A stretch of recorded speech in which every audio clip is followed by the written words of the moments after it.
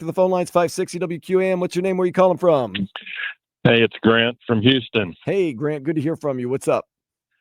Hey, absolutely, you guys are right. It was a real embarrassment out there, and it is a microcosm of how the team's been built, and it's just amazingly disappointing.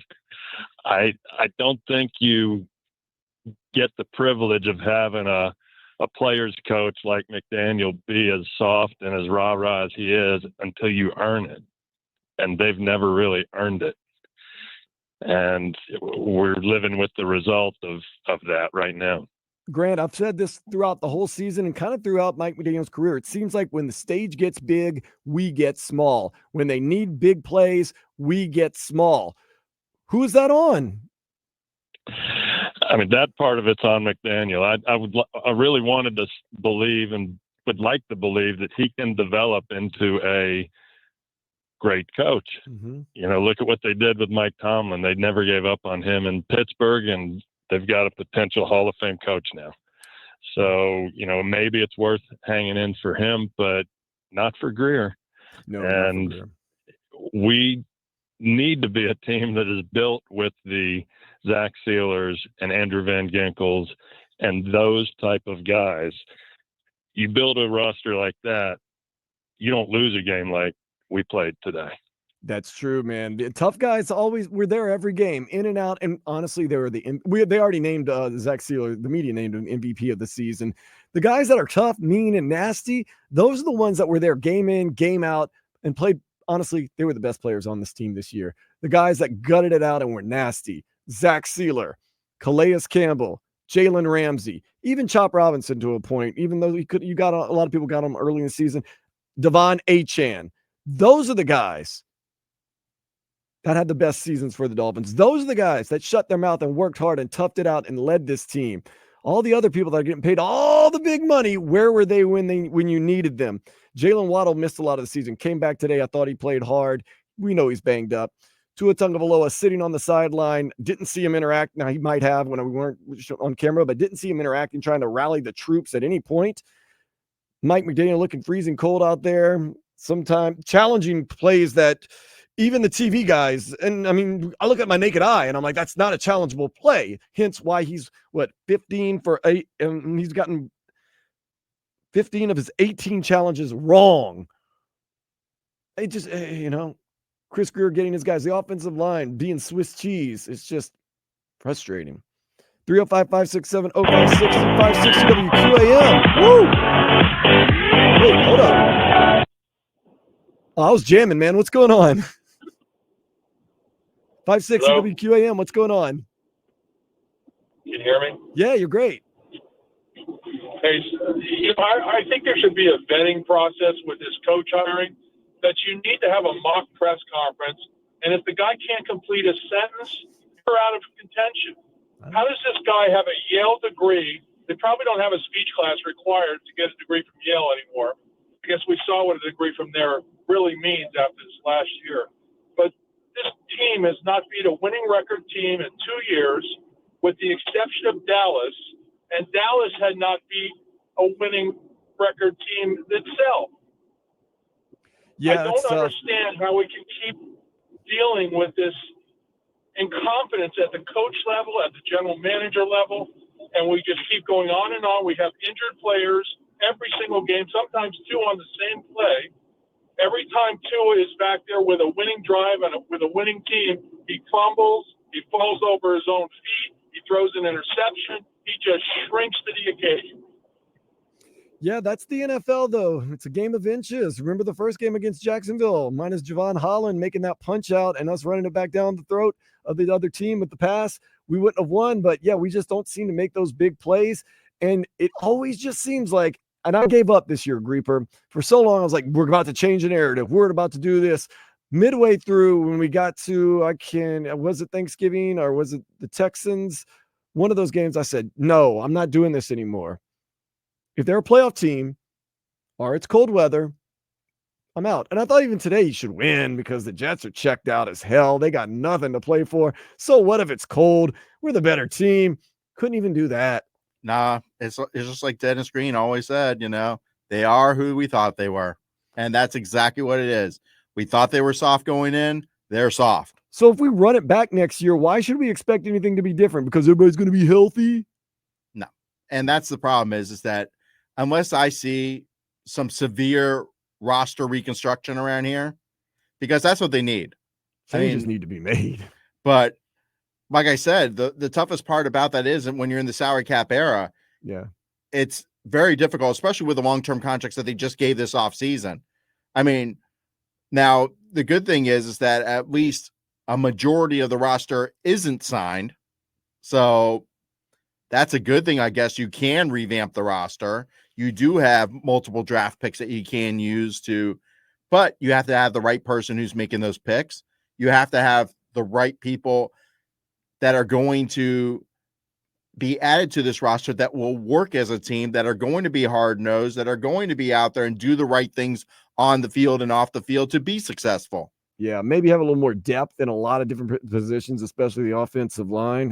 305-567-0560, 560 WQAM. What's your name? Where are you calling from? Hi, hello. Hey. Yeah, I'm sorry. I didn't know I was on here. Thanks for taking my call. Great job, guys. Thank you. Yeah, appreciate it. Happy New Year, too. Yeah, man, I'm not surprised by the Tyreek Hill's behavior. You know, it's kind of like in school when you had that teacher and they ask you, what did you do in class? And it's, the teacher let us do anything. And eventually you recognize you haven't learned anything. So you turn around and blame the teacher that you enjoyed before. This is just a clown show. There's no accountability. Mike McDaniel hides his flaws because he wants to give so much freedom, but he can't decipher when it's time to be serious and when it's time to do what. The other thing is Stephen Ross needs to refund these fans, season ticket holders, and the only way they're going to make change, fans don't got to react. They got to respond. And by responding, you don't show up to these damn games. You start investing in season tickets and save your money because this product is in 25 years. I don't think Google was created the last time we won a playoff game. Did we have iPhones back then? It's just crazy, man. And the thing is, until you make a change, Tyreek Hill needs to look at himself in the mirror because he dropped passes and fumbled the ball. You know, so I mean, it's a circus, man. And this is what happens. There's no accountability. Chris Grier, if we do a survey right now with the 31 other teams, then you ask these owners, would Chris Grier be his GM? Majority of them would say no. No, yeah, definitely don't. It's like a merry-go-round. The same thing, and we can't stop playing if Tua was healthy, if this, if that. You got to plan for emergencies, plan for when situations happen. Look at Detroit. They were the laughing stock 4 years ago, won 3 games. 4 years later, look at what they've done. They signed how many players from the 2021 draft? And look at this team tonight. Everything starts from the top. And I think Stephen Ross, he just cares about Ezra's concert with Taylor Swift, Formula One, and the Miami Tennis. He needs to sell his damn team, man. We need a change. And until that's done, it's going to be the same thing. The merry go wrong, go wrong, go wrong. I know a lot of people are feeling that way right now. Yeah, look at Detroit. They've had a ton of injuries on the defensive line. They're 14-2, leading 7-0 right now against the Vikings for a chance for the number 1 overall seed in the NFC and to win that NFC North. Yeah, there's got to be some fundamental changes made because we're just in a cycle of and we're soft and we can't beat anybody that's good and we don't even hang in those games. It's just, oh, man, it's so frustrating. And you're right. Tyreek Hill all season long, he's been mouthing off, saying crazy stuff. Recently said, playing with the great Andy Reid. I practiced and I didn't have the days off. And And now he's mouthing off and not playing at the end of the game even though it didn't matter. Go out there, have some pride. We're paying you a lot of money. Be a leader. Lead. Execute. 305-567-0560, 560 WQAM. What's your name? Where are you calling from? Antonio, my brother, Antonio. I'm trying to put my baby to sleep.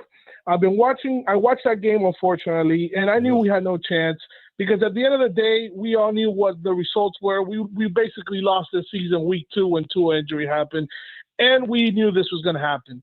But when I see that kind of nonsense from Tyreek, when you're the highest paid player one of the highest wide receivers in the whole freaking league, you're signed here till 2027. I'm sorry, Tyreek, that you live in a big mansion, that you drive a freaking brand new McLaren, and you're driving 100 miles down 199 to a game. I'm sorry that your life is miserable and that you got to get out of here. But where is the effort? Where was that heart the entire season? This guy he showed up nowhere, and now he wants to go out there and talk about, oh, Fins fans, much love for you, blah, blah, blah. I don't care about your love. You know what I care about? The fact that this damn team, for the 25th year in a row, is no longer in a playoff spot or in contention. For 25 freaking miserable years, we have not won a playoff game. That is pathetic. That is sad. And you know why Tyreek is doing this nonsense? You know why a player like that can mouth off why we had all these kind of nonsense that we had all year? Because you're led by a man that is not a true leader. You're led by a man that rather pat you in the back, that tell you how great you're doing, that wants to do funny races with you, that wants to care about his shoes and all this nonsense. Hey, bro, you okay, bro? You want to race, bro? You want to do this, bro? Instead of actually being a head coach. You think this kind of nonsense will be pulled off on Dan Campbell? You think this kind of nonsense will be pulled off on Mike Tomlin? Absolutely not. But until this franchise doesn't realize that you need a true leader at the freaking head coaching position, and a true leader, a man that's going to draft what we need, toughness. We got to deal with cold weather teams. You have to draft. You have to address those issues. Not just because you play in Miami, you don't care about playing in cold weather. We got to go to Buffalo. We got to go to New York. We got to go to the Patriots. We got to go to Cleveland. We got to go everywhere. So your team should be a reflection of your head coach. And right now, that team is a reflection of their head coach. A weak team, a team that has no leader, a team that for the 25th year in a row failed to reach a miserable goal of winning not a Super Bowl, not a division, one playoff game. And they did not do that. Shame on them and shame on this organization. Antonio, you're totally right, man. Something needs to change. I'm with you right there. And today the performance was, I thought, uninspired. And I know we were a little shorthanded and everything else, but I don't know. It looked uninspired. And Tyreek Hill's frustrated. I'm frustrated, but not good optics. Not good optics, period, today. When you lose 32-22, a Jets team that has no reason to even be playing, who has been terrible all year. They go out there and they pretty much, outside of the first quarter, have their way with you.